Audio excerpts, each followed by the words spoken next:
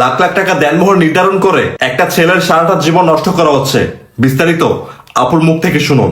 10 লাখ টাকা কেন মোহরানা ধার্য করে? কারণ কি জানেন? কারণ হচ্ছে আমার মেয়েটাকে ছেড়ে দিতে পারবে না। ওই 10 লাখ টাকার ভয়ে হলেও সংসারটা করবে। আবার ছেড়ে যদি দিতেও হয়, ওই 10 লাখের যৌতুক মামলা দিতে পারবো, বা ওই 10 লাখের আমরা মোহরানা মামলা দিতে পারবো, ওই 10 লাখের আমরা নির্যাতন মামলা দিতে পারবো, এবং ওই টাকাটা আমাকে আদায় করতে হবে। পরে ধুমধাম করে গয়নাগাটি দিয়ে আবার পরবর্তীতে মেয়েকে বিয়ে দিতে হবে। তো এই চিন্তাটাই কিন্তু অভিভাবকরা করে থাকে। একটা মোহরানাকে কেন্দ্র করে দিনের পর দিন পুরুষ কিভাবে নির্যাতিত হয় এই সমাজে, মানে আপনারা কি এটা বুঝতে পারেন? আমরা যারা আজকে বিভিন্ন সংসারে বিয়ে শাদী দেখি, অনেক সময় আমরা নিউজে দেখি না যে দেনমোহরকে কেন্দ্র করে বিয়ে ভেঙে গেছে, বা মোহরানা নির্ধারণকে কেন্দ্র করে বিয়ে ভেঙে গেছে, বা বিয়ের আসর থেকে বর উঠে চলে গেছে। কেন এটা হবে? কেন? আমি আমার একটা এক্সাম্পল দেই। আজকে আমি কথা নিয়ে কথা বলতে পারছি, আমি একটা মেয়ে, কিন্তু তারপরেও আজকে আমি কথা নিয়ে কথা বলতে পারছি বা মোহরানা নিয়ে কথা বলছি এই কারণে আজকে একটা ছোট্ট কথা বলি, যেটা আপনাদের অনেকের হয়তো চিন্তার বাইরে। একটা কথা বলতেই হচ্ছে, আমার যখন বিয়ে হয় তখন আমি আমার ফ্যামিলিকে বলেছিলাম যে দেনমোহর নিয়ে তো কথা উঠবে, এবার দরদাম করার বিষয় এখানে নেই।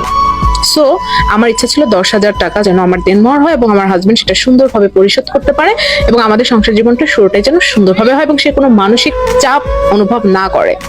সেই কথাটি আমার গার্জিয়ান যখন আমার হাজবেন্ডের গার্জিয়ানের কাছে এটা বিষয়টা বলেছিল, তখন তারা খুশি হয়ে তারা যেটা নির্ধারণ করেছিল তার থেকে ডাবল করে দিয়েছিল। এইটা কিন্তু পরবর্তীতে আমি খুশি হতে পারিনি। এই জন্য পারিনি কারণ যারা নির্ধারণ করেছিলেন টাকাটা তারা আমাকে দেয়নি, আমার হাজবেন্ড দিয়েছিল। সো এই যে তার মোহরানাটা পরিশোধ করতে হয়েছে, এই যে একটা মানসিক প্রেশার, এটা কিন্তু আমার হাজবেন্ডকে নিতে হয়েছিল, এবং সে যেদিন পরিশোধ করে দিয়েছে সেদিন সে কিন্তু মুক্তি হয়েছে। কিন্তু 10,000 টাকা যদি হতো যেদিন আমার বিয়ে হয়েছিল, ওই দিনে কিন্তু আমার হাজবেন্ড খুব সুন্দরভাবে তার জীবনটা শুরু করতে পারতেন। কিন্তু আমার কথায় আলহামদুলিল্লাহ ওই সময়টাতে সবাই খুশি হয়েছিলেন। সো আমি মেয়েদেরকে একটা কথা বলতে চাই যে আপনি মোহরানা ঠিক করলেন 20 লাখ 10 লাখ, ওকে ফাইন, আমি মেনেই নিলাম, কিন্তু যে সংসারটাই টিকলো না, সেই সংসার থেকে 10 লাখ টাকা নিয়ে গিয়ে মামলা হামলা করে কি হবে? আপনি তো যাচ্ছেন ভাই সংসার করতে, সংসারটাই যদি আপনি টিকাইতে না পারেন তো কি যোগ্যতা আছে তার কাছ থেকে টাকা নিয়ে আসার? ওই মানুষের টাকা নিয়ে তাকে 10 লাখ টাকা কেন মোহরানা ধার্য করে? কারণ কি জানেন? কারণ হচ্ছে আমার মেয়েটাকে ছেড়ে দিতে পারবে না। ওই 10 লাখ টাকার ভয়ে হলেও সংসারটা করবে। আবার ছেড়ে যদি দিতেও হয়, ওই 10 লাখের যৌতুক মামলা দিতে পারবো, বা ওই 10 লাখের আমরা মোহরানা মামলা দিতে পারবো, ওই 10 লাখের আমরা নির্যাতন মামলা দিতে পারবো, এবং ওই টাকাটা আমাকে আদায় করতে হবে। পরে ধুমধাম করে গয়নাগাটি দিয়ে আবার পরবর্তীতে মেয়েকে বিয়ে দিতে হবে। তো এই চিন্তাটাই কিন্তু অভিভাবকরা করে থাকে। ভাই একটা কথা বলি, মোহরানা নিয়ে আজকে তো শহরে রমরমা ব্যবসা হচ্ছে, জানেন তো সবাই। মোহরানা তো কয়েকদিন পরে দেখবেন 1 কোটি টাকা 2 কোটি টাকা হয়ে গেছে। নর্মাল মধ্যবিত্তদের ক্ষেত্রে এইরকম একটা মোহরানা চাপিয়ে দেওয়া হবে। সতর্ক থাকেন সবাই। আমি খুব অবাক হয়ে যাই, একটা মেয়ে একটা ছেলের সাথে বিবাহ বন্ধনে আবদ্ধ হয় সংসার করবার উদ্দেশ্যে, কিন্তু শুরুতে একটা নেগেটিভ উদ্দেশ্য নিয়ে তারা যাত্রা শুরু করে। এবং শুরুতেই ধরেন একটা ছেলে জবে ঢুকেছে 6 মাস আগে, তার বেতন মনে করেন কত 30,000 টাকা হলেও হতে পারে। তো 30,000 টাকা 6 মাস কত হয়?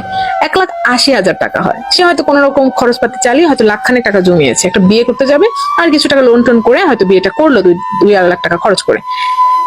এখন বর্তমান সিচুয়েশনে 6 মাস চাকরি করে একটা ছেলে বিয়ে করার কথা চিন্তাই করতে পারে না। মোহরানা কিভাবে শোধ করবে?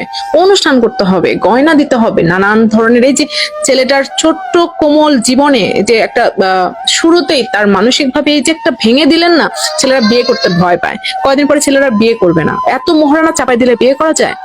ভাই শোনেন, একটা ছেলের উপরে মোহরানা যে আপনি ধার্য করে দিলেন, এতটুকু কি কমন সেন্স আছে যে ইসলাম ধর্মে মোহরানা পরিশোধ না করে তার সাথে বৈবাহিক সম্পর্কে যাওয়াটাই জায়েজ না?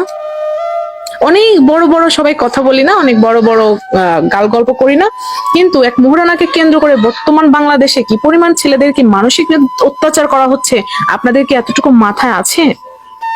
বর্তমান সমাজে এক মোহরানাকে কেন্দ্র করে একটা ছেলেকে আদালত পাড়ায় বছরের পর বছর দৌড় পাড়াচ্ছে, সে ছেলেটার জীবন পঙ্গু করে দেওয়া হচ্ছে। মোহরানাকে কেন্দ্র করে একটা ছেলে তার ওয়াইফকে সঠিকটাই বলতে পারে না। আপনি তো একটা ছেলের মোহরানার চাপিয়ে দিয়ে তার মেরুদণ্ডটাই বাঁকা করে দিচ্ছেন। একটা ছেলের মনে করেন ওজন নেওয়ার ক্ষমতা আছে 10 কেজি 20 কেজি, আপনি চাপিয়ে দিচ্ছেন 500 কেজি। তো ওই চাপে তো তার মেরুদণ্ড এমনিই বাঁকা হয়ে যাবে। সো একটা পুরুষের যখন মেরুদণ্ডটাই বাঁকা হয়ে যায়, তো সে ভবিষ্যতে আগাবে কিভাবে, সে মানসিকভাবে ফ্রেশ থাকবে কিভাবে? এবং আপনি যে 10 লক্ষ টাকা মোহরানা করলেন 6 মাস জব করে, একটা কোনো একটা বাংলাদেশের কোনো ছেলে সবচেয়ে ফার্স্ট ক্লাস অফিসার হয়েও 6 মাসের মধ্যে 20 লাখ টাকা মোহরানা পরিশোধ করা সম্ভব? কোনো অ্যাঙ্গেল থেকে সম্ভব? যত বড় ফ্যামিলির সন্তানই হোক, নিজের টাকাই কিন্তু তার বউকে পরিশোধ করতে হবে। বাংলাদেশের কোন ছেলের পক্ষে সম্ভব যে 6 মাস চাকরি বাকরি করে তার বউকে 20 লক্ষ টাকা মোহরানা পরিশোধ করবে? তার মানে মোহরানার উদ্দেশ্যটা কি? মোহরানার উদ্দেশ্যটা হচ্ছে ওই ছেলেকে সবসময় যেন ওই মেয়েটার কাছে নত হয়ে থাকতে হয়, যে আমি তো মোহরানা পরিশোধ করতে পারি না, ভাই তুমি আমাকে জেল জুলুম দিও না, আমি তো ছোট করে রাখার একটা পায়তারা। কেন? সমাজে আজকাল কি চলছে? সমাজে মোহরানাটাকে এত বড় করে দেখা হচ্ছে কেন? কয়েকদিন পরে যে কোটি কোটি টাকা মোহরানা ঘাড়ের উপর চাপিয়ে দিয়ে ছেলেদেরকে নির্যাতনের একটা পথ রাস্তা বিশাল ভাবে খুলে যাচ্ছে, এটা কি আপনারা বুঝতে পারছেন? আজকে আপনারা যারা ছেলেরা আমার ভিডিও দেখছেন, তারা ভবিষ্যতে কোনো না কোনো মেয়ে সন্তানের পিতা হবেন। একটা জিনিস ভেবে দেখেন, আপনার সন্তানকে আপনি সংসার করার জন্য বিয়ে দিয়েছেন, মানসিক নির্যাতন আরেকটা ছেলেকে করার জন্য নয়। একটা মেয়ে যদি তার হাজবেন্ডকে মানসিক নির্যাতন করে, তো সংসার জীবনে সে তো প্রথমেই হোঁচট খেয়ে যাবে। কিভাবে সে সংসারে সুখী অনুভব করবে? ওই মেয়েটার প্রতি তার অনুভূতি থাকবে। ধরলাম 20 লাখ টাকা পরিশোধ করার ভয়ে একটা ছেলে কোন রকম টেনে টনে সংসার জীবন চালায় নিচ্ছে, যখন এক বিছানায় ঘুমাতে যাবে তখন তো মেয়েটার দিকে ফিরেও তাকাতে ইচ্ছা করবে না। তো নর্মাল ব্যাপার, যে মেয়েটা আমাকে মানসিক টর্চার করবে, আমি কি সেই মেয়েটার দিকে তাকাই থাকবো? সেই মেয়েটার কাছে গিয়ে আমি বলবো যে আসলে তোমার সাথে আমি রোমান্স করি? এটা হয় না।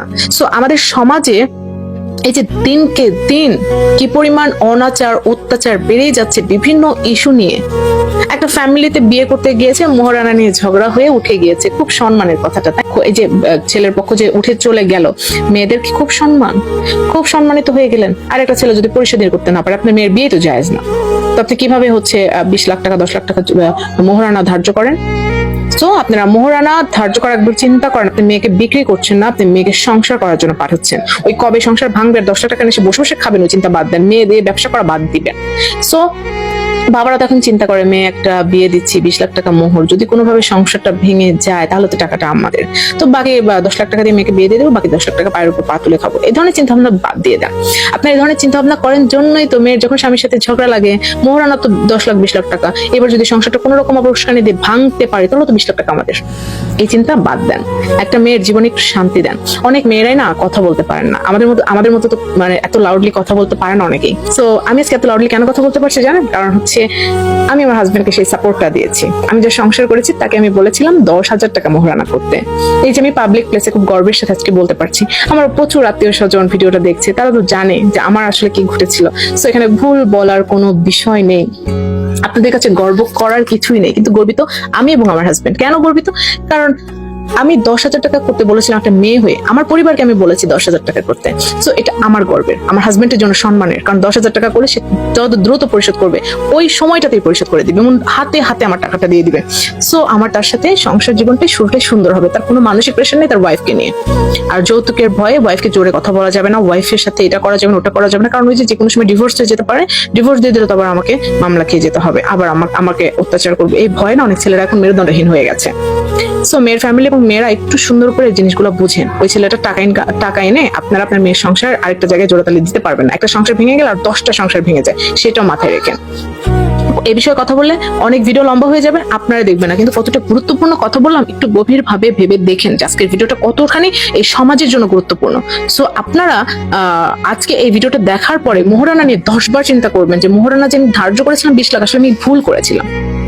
দুটা মানুষ যখন বিবাহ বন্ধনে আবদ্ধ হয়, তারা সংসার করতে যায়, সারা জীবনের একটা দায়িত্ব নিতে যাচ্ছে একটা ছেলে মানুষ, আর তার উপরে আপনি বাড়তি দায়িত্ব চাপাই দিচ্ছেন, বাড়তি বোঝা চাপাই দিচ্ছেন, এটা কোনোভাবেই ঠিক না। এই কথাগুলো সত্যি খুব সুন্দর ছিল। যদি আপনার মতো করে সবাই চিন্তা করতো, তাহলে আমাদের দেশের 100% ছেলে মেয়েদের জীবন অনেক সুন্দর ও সুখী হতো। আসলে টাকা দিয়ে সবকিছু হয় না, কিন্তু আমাদের সমাজ সেটা বুঝে না। দেনমোহরের ভয় দিয়ে না হয় সংসার টিকে রাখার চেষ্টা করে, কিন্তু ওই সংসারে আমি আল্লাহর গজব ছাড়া আমি কোনো দেখছি না। যে সংসারে দেনমোহর না দিয়ে স্ত্রীকে স্পর্শ করা হারাম, কিভাবে টিকে থাকবে সেই সংসার যে সংসারে প্রথম শুরুতেই হারাম দিয়ে শুরু হয়েছে? কি করে আশা করা যায় ওই সংসারে আগামী প্রজন্ম ভালো হবে? Sorry guys, this is my opinion, কেউ নেগেটিভ ভাবে নেবেন না। যদি ভালো লেগে থাকে অবশ্যই সবাই সাপোর্ট দিয়ে পাশে থাকবেন। Thank you so much.